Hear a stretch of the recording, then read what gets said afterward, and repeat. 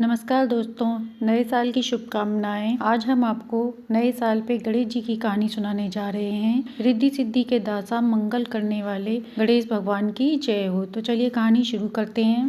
किसी गांव में धनेश्वर नाम का किसान अपनी पत्नी के साथ रहता था। उसकी पत्नी का नाम रमा था। वह बहुत गरीब था। एक दिन वह खेत में काम कर रहा था, तभी वहां साधु बाबा आए। वह नागेश्वर से कहे कि मुझे बहुत प्यास लगी है, क्या तुम मुझे पानी पिला दोगे? नागेश्वर ने बाबा को पानी पिलाया और इसके बाद पेड़ के नीचे बैठाया। इसके बाद उसने बाबा से कहा कि बाबा आप मेरे घर चले, मैं आपको भोजन कराना चाहता हूँ। उसके कहने पर साधु उसके घर चल दिए। रमा ने खाना बनाकर सभी को भोजन खिलाया। बाबा ने कहा कि तुम्हारे घर का भोजन खाकर मैं बहुत प्रसन्न हूँ, पर तुम परेशान लग रहे हो, क्या बात है? नागेश्वर ने कहा, बाबा मेरे खेत में जो फसल होती है उसके ठीक दाम नहीं मिलते। साधु बाबा ने ध्यान लगाकर कहा, बेटा तुम गणेश आराधना करो, तुम्हारे सब दुख दूर हो जाएंगे और सब कुछ ठीक हो जाएगा। नागेश्वर व उसकी पत्नी दोनों साधु बाबा के कहे अनुसार गणेश जी की आराधना करने लगे। धीरे धीरे उनके खेतों में फसल अच्छी होने लगी। वे काफी कमाई करने लगे। नागेश्वर ने बड़ा मकान बना लिया। उसने एक मकान से 2 मंजिला मकान कर लिया। पैसा आने के बाद उसे घमंड हो गया। उसने पूजा पाठ बंद कर दिया। एक दिन उसकी पत्नी ने कहा कि गणेश जी हमारे अन्न भंडार भरती हैं, पर आप तो उन्हें भूल गए हैं, आप तो पूजा पाठ बंद कर दिए हैं। नागेश्वर बोला, यह सब मेरी मेहनत से हुआ है, तेरे भगवान ने कुछ नहीं दिया। मेरे खेत में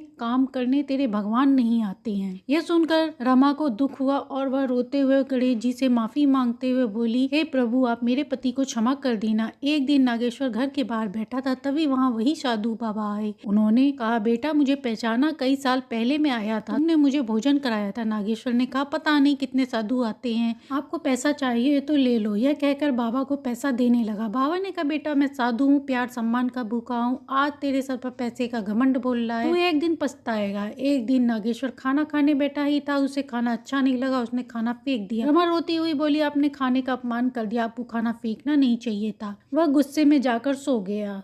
देर होने पर उसे रमा उठाने गई तो वह बिस्तर से उठ नहीं पा रहा था। उसने वैद्य को बुलाया और सभी डॉक्टरों को दिखाया, इलाज करवाया, पर उसका पति स्वस्थ नहीं हो पा रहा था। उसके इलाज में बहुत सारा धन, घर का सारा धन समाप्त हो गया था। खेतों पर काम करने वाले मजदूरों को मजदूरी न मिलने पर उन्होंने खेत हड़प लिया। रमा ने इलाज के लिए घर भेजकर अपनी पुरानी झोपड़ी में चली गई।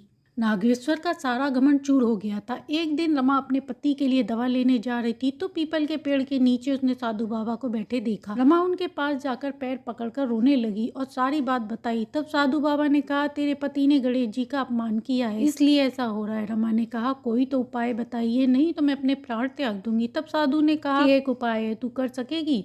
रमा ने कहा, हाँ मैं कर सकूंगी। तो साधु ने कहा, तू 21 दिन तक गणेश आराधना कर ले और तेरे पति मान सम्मान से सभी को भोजन कराए, शायद गणेश जी प्रसन्न हो जाएं। रमा ने कहा, साधु जी गणेश पूजन तो मैं कर लूंगी, पर भंडारे का इंतजाम कैसे करूंगी? मेरे पास तो पैसे नहीं है। साधु बाबा ने कहा, सच्चे मन से भंडारे का संकल्प लेगी, यदि तो सच्चे मन से करेगी तो सब पूर्ण होगा। रमा घर आई और 21 दिन गणेश आराधना करने लगी।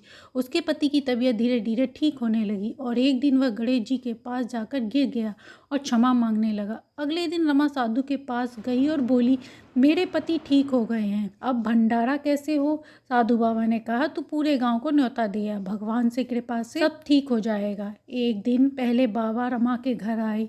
नागेश्वर साधु को देखकर उनके चरणों में गिरकर माफी मांगने लगा। साधु बाबा ने अन्न का एक दाना दिया और रमा को देकर कहा कि इसे अपने अन्न में मिला देना, मैं भगवान के भोग को चावल है ये, इसे लेकर आया हूँ, भगवान की कृपा से भोज अच्छा होगा। सुबह होने पर रमा नागेश्वर उठे तो देखा उनके घर में अन्न धन के भंडार लगे हैं। दोनों ने गणेश जी को भंडारे का प्रसाद लगाया। उसके बाद भंडारा शुरू हुआ और ऐसा शुरू हुआ कि अन्न धन खत्म ही नहीं हुआ। पूरा गांव भोजन कर चुका था, फिर भी अन्न धन भरे हुए थे। गणेश जी की कृपा से उनके घर में अन्न धन के भंडार हो गए थे। हे गणेश भगवान, कहते सुनते हुकारा भरते, जो भी ये कहानी सुने सुनाए उसके घर में सुख शांति समृद्धि व रिद्धि सिद्धि के साथ वास करना। कहानी अच्छी लगी हो तो लाइक एंड सब्सक्राइब करें।